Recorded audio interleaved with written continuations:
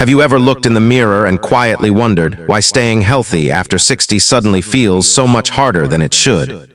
Even when you're trying to eat better, be more careful, and do all the things people say are good for you. Why does one person in their 60s or 70s still seem energetic, clear-headed, and steady, while someone else starts feeling tired, bloated, stiff, foggy, uncomfortable, or just off for no obvious reason? And what if one of the biggest reasons has almost nothing to do with just getting older, and much more to do with a few everyday habits and so-called healthy foods that quietly stop working the way they used to? Because this is where a lot of people get confused. They think, I'm eating fruit, I'm eating vegetables, I'm trying to stay healthy, so why do I still feel heavy, sluggish, or not quite right?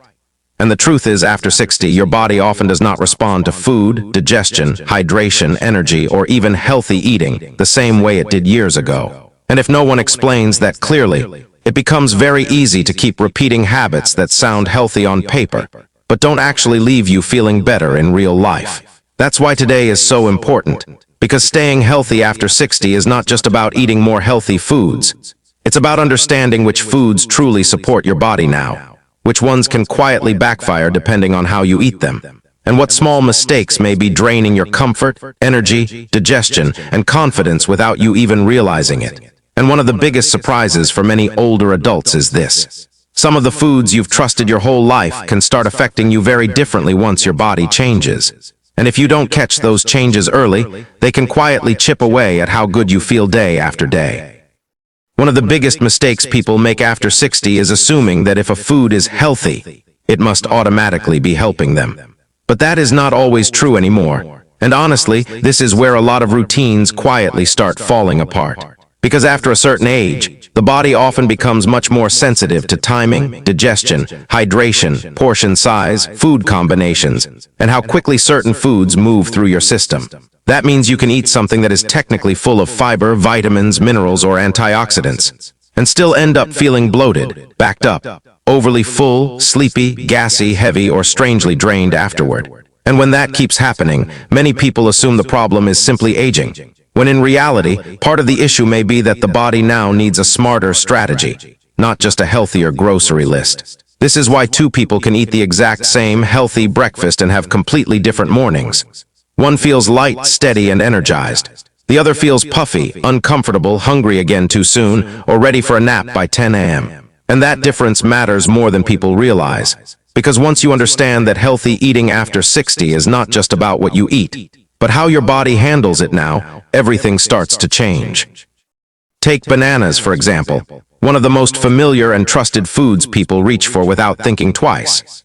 Most people see bananas as simple, gentle, and automatically safe, and in many cases they can be. They can offer potassium, natural sweetness, quick energy, and for some people they feel easy and comforting. But here's where it gets tricky. After 60, bananas don't always affect the body the same way they used to. For some older adults, a banana can be a perfectly helpful part of the day. But for others, especially if digestion has slowed down, blood sugar feels less steady, or constipation has quietly become more common, bananas can start creating more frustration than support without making it obvious. Some people notice they feel heavier after eating one. Others feel hungry again too quickly. Some feel a strange, sleepy dip after having fruit by itself, especially earlier in the day. And many never stop to question it because bananas still have that healthy reputation.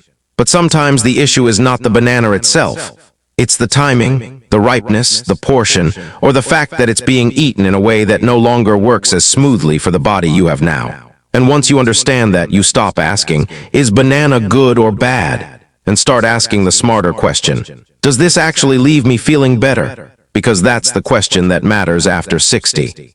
And then there's broccoli, one of those vegetables almost everyone has been told is great for healthy aging. And to be fair, broccoli does deserve a lot of that praise. It's rich in fiber, nutrients, and plant compounds, and on paper it sounds like exactly the kind of food you should be eating more of. But here's the frustrating part many people don't talk about enough. Broccoli can also become one of those foods that sounds healthier than it feels if your digestion isn't handling it well anymore. Because after 60, bulky, fibrous, gas-forming vegetables don't always move through the system as comfortably as they once did. That means a food that is technically very good for you can still leave you feeling bloated, stretched, gassy, overfull, or physically uncomfortable for hours. Especially if you eat too much of it, eat it too fast, or prepare it in a way your body doesn't love anymore. And this is exactly the kind of thing that makes people feel discouraged. They think, I'm doing the right thing, so why do I feel worse? But that's the trap. Healthy eating is not about forcing good foods through a body that's asking for a different approach. Sometimes a simple change in amount, preparation, or timing can completely change how a food feels. And once you realize that, you stop fighting foods like broccoli and start using them more intelligently instead.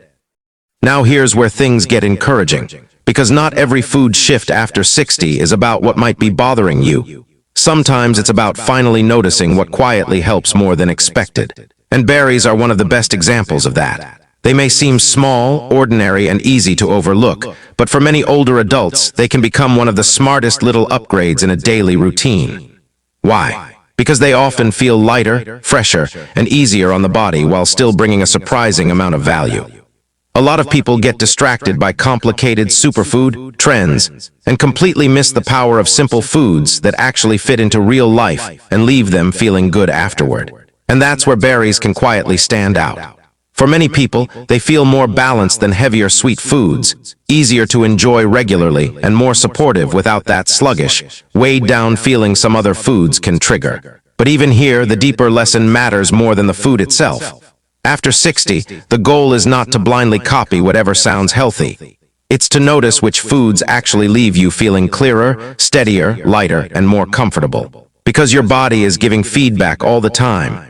And a lot of people simply stopped listening closely enough years ago. And honestly, one of the biggest hidden reasons so many people feel off, even when they're trying to eat well, is not just the food itself. It's the way digestion quietly changes over time. This is a much bigger deal than most people realize, because it changes the entire experience of eating healthy. You can eat the same fruit, the same vegetables, the same breakfast, or the same light lunch you used to tolerate easily, and suddenly feel bloated, backed up, tired, uncomfortable, or weirdly drained afterward. You can make what looks like a smart food choice and still end up feeling worse by the end of the day. And that confusion slowly wears people down because they start losing trust in their own body. They either ignore the discomfort and keep pushing through it, or they swing too far the other way and start cutting out too many foods without really understanding the problem. But often the body is not asking for some dramatic diet overhaul. It may simply be asking for gentler preparation, smaller portions, better hydration, more thoughtful food combinations, slower eating, or a little more patience than it used to need. And once you respond to those changes instead of fighting them, healthy eating starts to feel a lot less frustrating and a lot more natural again. And this is exactly why what you eat is only part of the picture after 60. Because when you eat, how much you eat, and what you combine foods with can sometimes matter just as much as the food itself. And this is where a lot of healthy routines quietly start working against people without them even noticing it. A fruit that feels refreshing in one situation can feel wrong in another. A vegetable that works beautifully in a smaller amount can feel uncomfortable in a larger one. A food that feels perfectly fine earlier in the day may sit much heavier later on. And if digestion, sleep, hydration, or appetite are already slightly off, even a good food can land differently than expected. This is why healthy eating after 60 often becomes less about eating more good foods and more about using good foods wisely. The body starts rewarding consistency, balance, calm eating, and awareness much more than randomness, rushing, and excess. And that's actually good news, because it means feeling better often does not require some huge, stressful transformation. Sometimes it's simply about making the same foods work with your body instead of against it. And if you're wondering whether your current healthy routine is actually helping as much as you think, your body may already be giving you clues. And this is where many people miss the warning signs because they're waiting for something dramatic. But the body usually whispers long before it shouts. Maybe you feel sleepy after meals more often than you used to. Maybe certain fruits or vegetables leave you bloated or strangely uncomfortable. Maybe you feel full too fast, hungry too soon, or sluggish in a way that doesn't make sense. Maybe your bathroom habits have changed, your appetite feels less predictable, or your energy dips even on days when you think you ate well.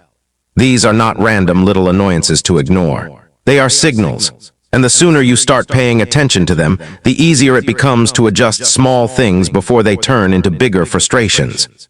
Because staying healthy after 60 is not just about avoiding a major problem someday. It's about noticing the subtle patterns now, while they're still small enough to change. And perhaps the most important thing to remember is this. Staying healthy after 60 does not mean trying to eat like a younger person, copy every health trend, or force your body into routines that no longer fit the season of life you're in now. It means becoming more honest, more observant, and more strategic about what actually helps you feel well today. It means choosing foods that support your comfort, your strength, your digestion, your energy, your steadiness, and your peace of mind, not just foods that sound impressive on a list. Your body is not failing because it responds differently now. It's changing. And those changes do not mean you are doomed to feel worse and worse every year, but they do mean autopilot stops working. The real key is learning how to work with your body now instead of assuming what worked 20 years ago will still work the same way today. Because once you make that shift, staying healthy after 60 stops feeling vague, frustrating, or confusing, and starts feeling much more real, much more practical, and much more possible. So if there's one thing to take away from all of this, it's this. Getting older does not automatically mean feeling worse every year, but ignoring the way your body changes absolutely can. The real secret to staying healthy after 60 is not chasing perfection, punishing yourself, or obsessing over every food. It's learning which habits quietly support you, which foods quietly work against you, and which small adjustments can make a much bigger difference than most people realize. And often, the breakthrough is not something dramatic at all. It's finally noticing that the healthy life you want may depend less on doing more, and more on paying closer attention to the simple things your body has been trying to tell you all along. Because when you do that, you don't just eat better, you feel better, move better, think better, and live with far more confidence in the years ahead. And after 60, that may be one of the most valuable things of all.